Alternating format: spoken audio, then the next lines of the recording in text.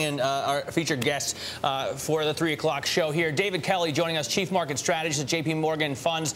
And David, I'm sure you're listening here. We're talking with Michael about what the Fed chairman said in his letter to Senator Bunning. Also, obviously, the economic outlook here. And talking about inflation, it strikes me that the Fed would kind of like to see more inflation. I mean, do you think that the Fed is really attempting to reflate the economy, would prefer to see higher numbers on the upside?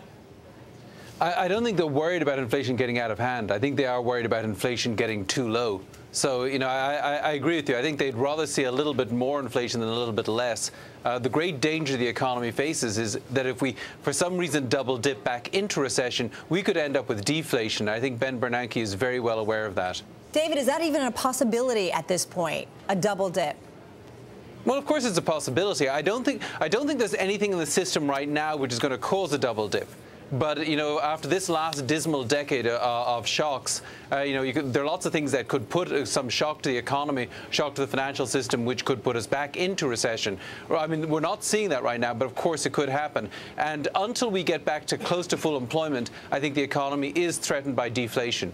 At this point, David, do you see any hope that we're going to see a faster than expected decline in unemployment, because most of the numbers have been coming in stronger than expected? It is possible that the first nudge down in unemployment, when we get it, will be a little bit better than expected. And the reason for that is we saw huge productivity gains over this summer, and I think we're also seeing that in the fourth quarter. And when you get these huge productivity gains and earnings are moving up, then companies may be a little quicker to hire. But I do think the unemployment rate's still got a few tenths to go up before it peaks, and then it may come down a little faster than normal. But still, you know, it still could take us 5 years to get back to full employment. Now, you know, you mentioned full employment. Dennis Gartman going to be our guest later. He says that he doesn't think the Fed will start raising rates at all until they really see unemployment start to come down. A, do you agree? And B, at what level do you think the Fed has to see unemployment before it feels comfortable in raising rates? I do agree with that. I think the Fed will want to see the economy very well on the road to recovery. So, you know, not any unemployment rate that starts with a 10 or starts with a 9, I believe the Fed won't be raising rates. If the unemployment rate comes down to, you know, in the 8s, heading down towards the 7s, they may move rates, you know, from 0 basically up to, say, 1%. But I think we will still have an easy monetary policy until the economy genuinely threatens more inflation than more deflation. It's a balance of risks here, and I think for the next few years the risk is all on the downside. Do we see under 9 this year then, David? I mean, do you think that we see a Fed increase this year?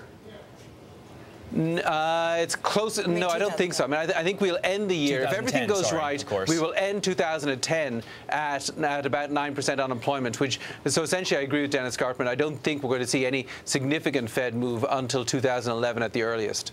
Hey, David, so how problematic, though, is that by, you know, the Fed keeping its foot on the gas pedal? How problematic is that, maybe potentially kind of laying the groundwork for another bubble here? Well, it does lay bubbles in places. I mean, I think it's causing a gold bubble right now, for example.